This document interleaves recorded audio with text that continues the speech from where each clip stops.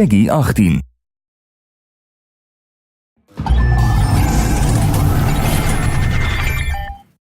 Hello everyone, I'm Colin Graham. I'm the animation director on Watch Dogs, and today I'm excited to present to you a vertical slice of the Watch Dogs free roaming experience.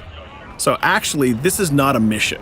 Everything we're going to showcase today is completely systemic, and we're free to do as we please.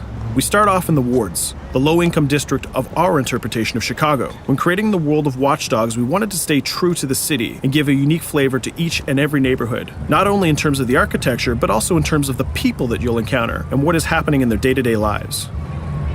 In the wards, you'll see working-class citizens, rusty cars, gang members, abandoned houses, and low-grade pawn shops. It's really not the kind of place that you're going to want to be alone after dark. Nowadays, modern cities are increasingly managed by software, controlling traffic lights, electricity grids, and surveillance systems. In our version of Chicago, this management software is called CTOS, or the Central Operating System. The CTOS controls everything in the city, and it was created by the Bloom Corporation. Since the CTOS has been installed in Chicago, people get to work faster, the crime rate is dropped, and the communication networks are now more accessible and stable than they ever were before. It goes without saying that if everything is connected, somebody able to take over the system would be extremely powerful. At this point in the game, we don't have control over this district's CTOS system. The icons that you see over people's head mean that we cannot hack into their mobile devices at the moment. We need to find the CTOS control center, install a backdoor virus into the system to take control over all of the infrastructure in this district. There it is, the CTOS control center.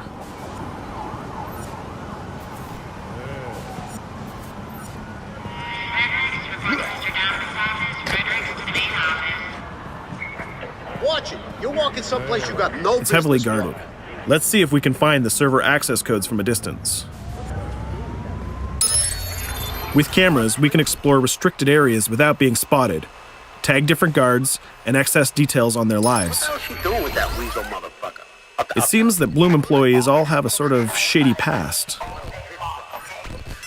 There it is, the access code to the server room. Unfortunately, we can't access the server via the cameras. We need to sneak inside. One thing that was really important to us when we designed Watch Dogs was to fully support different player styles. Every situation in the game can be tackled the way the player sees fit. In this situation, we can go all out guns blazing, completely stealth without the guards ever seeing us, or we can hack from a distance without ever setting foot inside the restricted area. Let's hack this forklift. Aiden can use the environment to distract and lure guards. Pretty much anything you hack has multiple functions. So, for example, you could use this forklift to access the roof, or you could use it to create cover. Hacking in Watch Dogs is all about player expression. Let's set an improvised explosive device so we can hack it a little bit later.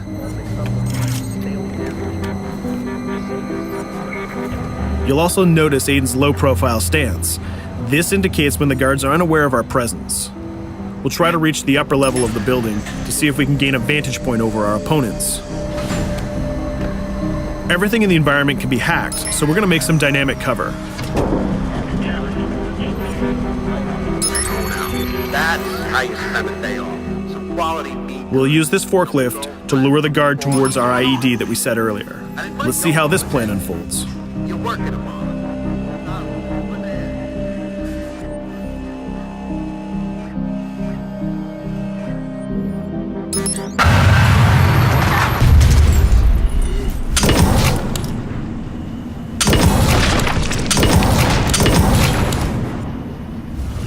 What you just saw is called focus. It represents Aiden's analysis capabilities and his quick reflexes. This gives the player more time to combine core game mechanics together, such as shooting, hacking, and driving, in order to handle more complicated situations.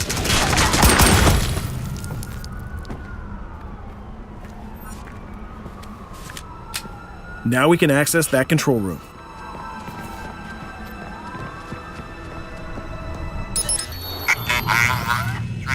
Drop 2, 5.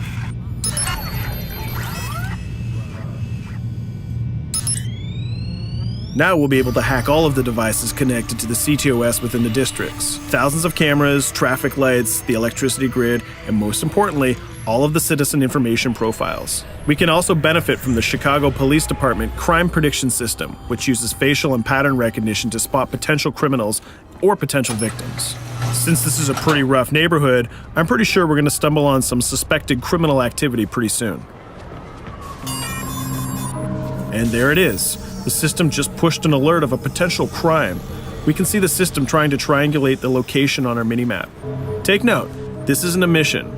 This can happen anywhere at any time. We've just spotted a potential victim. It's always up to the player if he wants to investigate or not, to take action or not. So let's see how this turns out. Yeah, you're right. Could I just...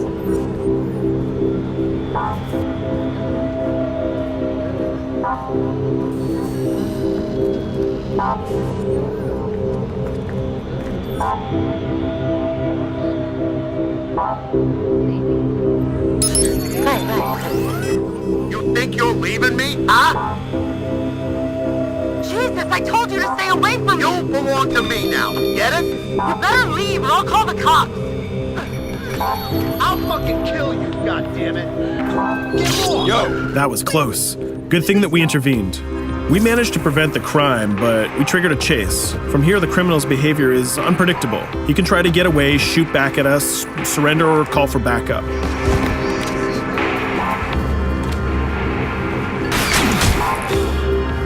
It seems like he decided to get away by car. Let's chase him down. In Watch Dogs, we have a wide variety of vehicles.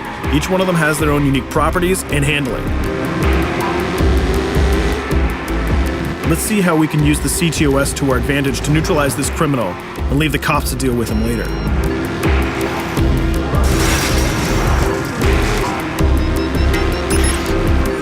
The chase stops right here. Using the blockers usually reserved for the cops during interventions, we managed to stop this criminal without killing him.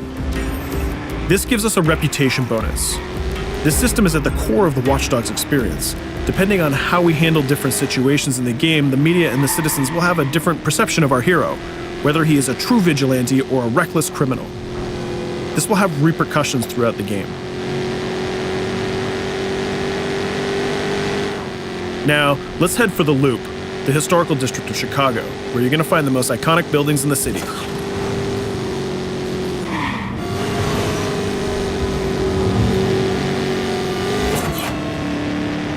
We're going to go to a gun shop to see what arsenal is available for players. The economy is a big part of Watch Dogs. Players will be able to grow their arsenal with weapons and craft their tools in order to increase their power and their hacking abilities.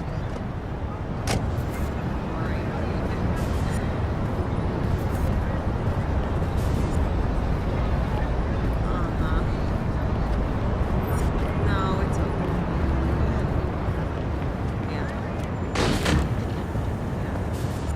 You will find all of the weapons that you would expect in a traditional shooter. Pistols, assault rifles, guns, sniper rifles, and grenade launchers, just to name a few. A lot of bullets were fired in our last encounter with the CTOS guards. Let's stock up on some more ammo. Finding everything.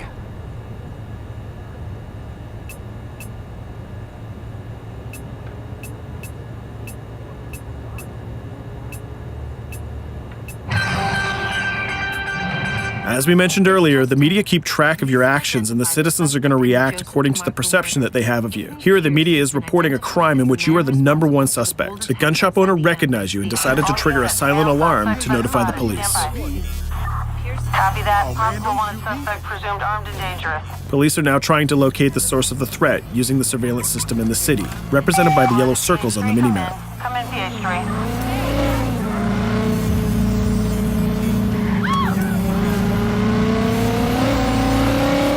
Aiden is able to stall their efforts by hacking into their communication systems while avoiding the scanning areas.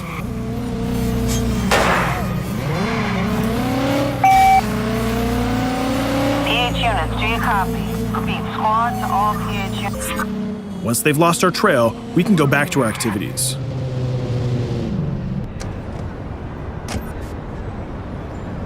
One thing that Bloom did to win over the population of Chicago with the CTOS project was to install free Wi-Fi hotspots throughout the city. Free Wi-Fi is cool, but not very safe with someone like Aiden Pierce around. Hacking into this box is going to give us access to every device that's connected to it. So let's see where that brings us.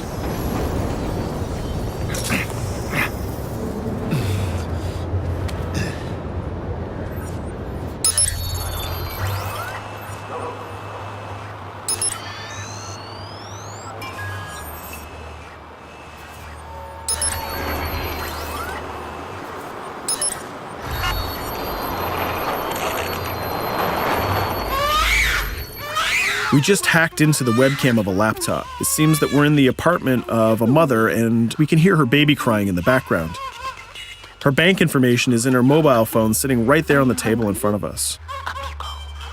It's totally up to the player whether we decide to steal it or not. Of course, this won't affect our reputation because nobody can witness this action. Just like in real life, nothing is totally black or white, but rather many shades of gray. This is exactly the situation where we want the player to question his own morality. Let's go withdraw that money. If you think that you're alone, think again. Aiden is not the only hacker in town. Someone's trying to install a backdoor virus on Aiden's phone in order to steal a portion of the information that he's gathered through the game so far. First, we're going to have to reach the area where the signal is coming from.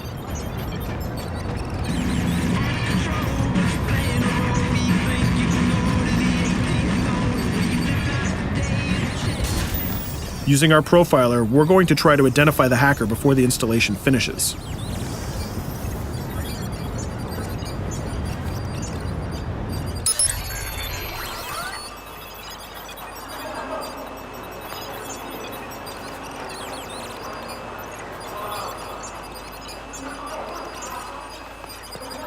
There he is.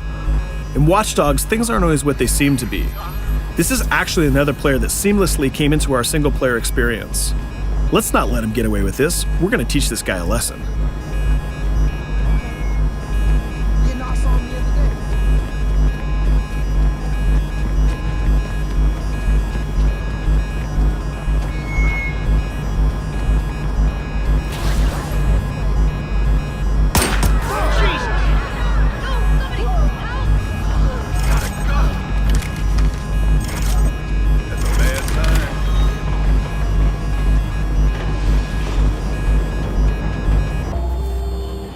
We stopped the hack, but the hacker managed to get away. I don't know about you, but we can't let this pass by. We need to retaliate. Using the grid, let's see if we can find that second player. There he is. Let's enter his game seamlessly.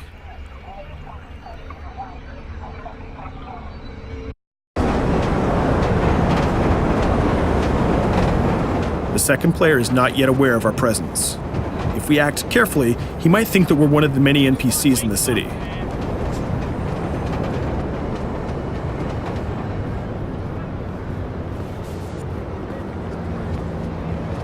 What was that?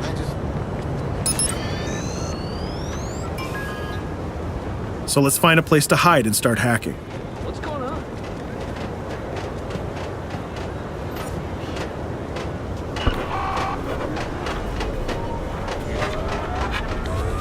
The second player has just been alerted that a breach has occurred on his phone. He's trying to find us using his profiler.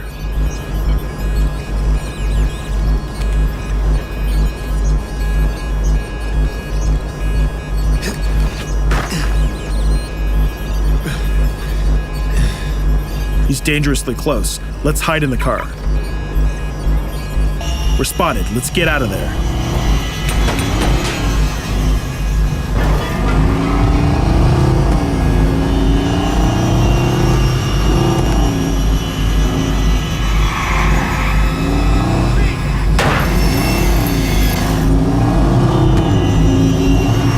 Let's set up an ambush right here.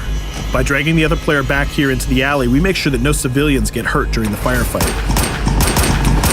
We didn't succeed in hacking the second player, but we did get a little bit of revenge. So that's what we have time for today. We hope you enjoyed our quick gameplay session. Stay tuned for more about Watch Dogs.